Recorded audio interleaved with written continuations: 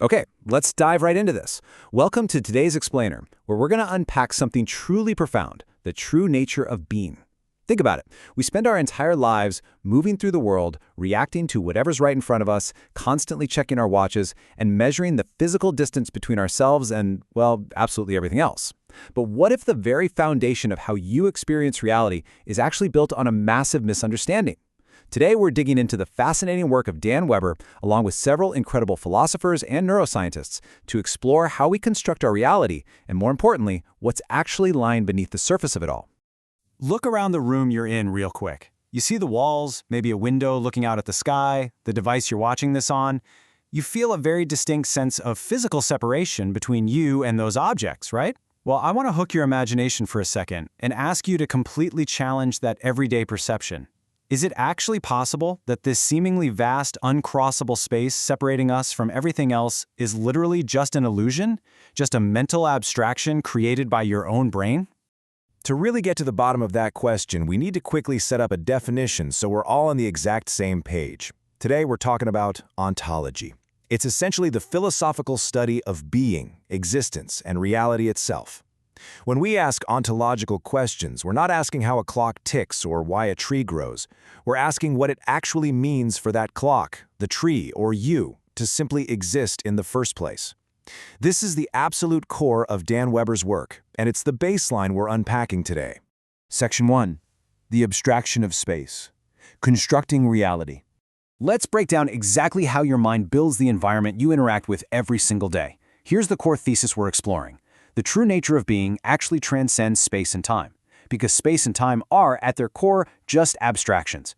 Now, obviously, your physical brain and your body occupy a spatiotemporal continuum. You're sitting in a chair at a very specific time of day, but Weber argues that the pure essence of being, that raw, unfiltered existence, actually exists totally outside of these mental frameworks. We use space and time as a kind of grid to organize our reality, but they aren't the reality itself. It's like looking at a map and thinking it's the actual territory. Let's look at how the mind actually pulls this off. As you move through the world, your mind discovers its perspective through something called optic flow, which is just the visual data rushing past your eyes as you walk forward. It's incredibly useful for, not bumping into walls. But here's the really fascinating trade-off. In the service of navigating physical space, your raw experience of simply being becomes completely transparent. It just fades right into the background. You become so hyper-focused on the perception of space that you forget the deeper state of existence it was drawn out of. You're essentially trading your profound sense of existence for practical, everyday navigation. Section 2. The consciousness trap. A flawed explanation. Now, what's super interesting here is a belief held by a lot of leading intellectuals and even some quantum physicists. Because humans intuitively feel that there's a deeper reality out there, we've come up with some very popular, yet ultimately flawed ways to try and explain it. One of the big ones is called cosmopsychism. This is the idea that consciousness is literally everywhere, woven into the very fabric of the universe, meaning you and I are physically and spatially connected to the stars, the trees, and each other. And honestly, it sounds incredibly poetic, doesn't it? It feels great to say we're one with the universe. But as Weber points out, there's a fundamental flaw in this thinking. It tries to stretch consciousness across physical space, which entirely misses the point. So why do we fall for this trap? We have to look at the neuroscience, specifically the work of cognitive neuroscientist Michael S. Gazzaniga, who discovered something called the left brain interpreter. Here's how it tricks us, step by step. First, you experience a moment of undirected awareness, just a profound, unexplainable feeling. Second, your left brain, which absolutely hates mysteries, immediately kicks in to act as a narrative interpreter. Third, because your brain is so obsessed with physical navigation, it falsely constructs a story of spatial connection to explain that profound feeling. It literally tells you, oh, you feel connected because your consciousness is stretching across the room to that other person. But it's an illusion. It's just a convenient story your left brain made up on the spot. Let's contrast this illusion with actual transcendence. On one hand, we have spatial extension, the idea that consciousness spreads out everywhere across space. But remember, space is naturally divisible. You can always take a distance and chop it in half, right? True temporal transcendence, on the other hand, is an entirely different beast. In true transcendence, the boundary of space doesn't just expand, it dissolves completely. It totally vanishes, leaving absolutely nothing but the pure, undivided present moment. Dan Weber hits the nail on the head here in the source text.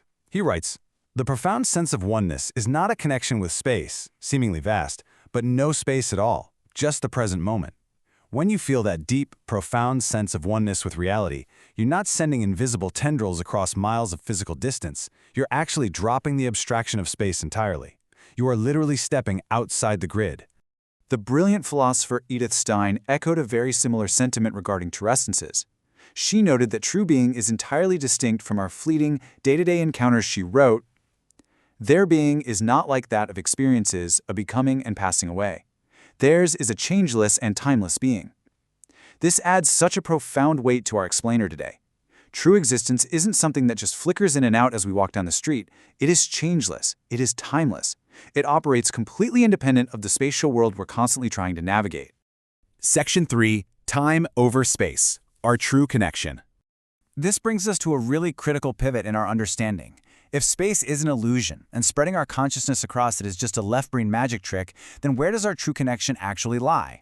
Well, the crucial point is this: sharing time does not mean sharing space.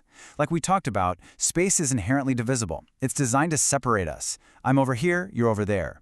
But time, specifically the Greek concept of kairos, which represents the profound qualitative present moment rather than just the mechanical ticking of a clock, that is what actually connects us.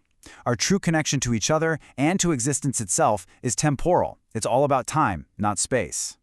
And this deep connection in time points us backward, right toward our origins. The theologian Karl Rahner had an incredible insight on this. He argued that our unique individual personhood doesn't just randomly emerge from some blind, impersonal cosmic law or an empty spatial void. He wrote, "A finite spirit always experiences itself as having its origins in another and as being given to itself from another."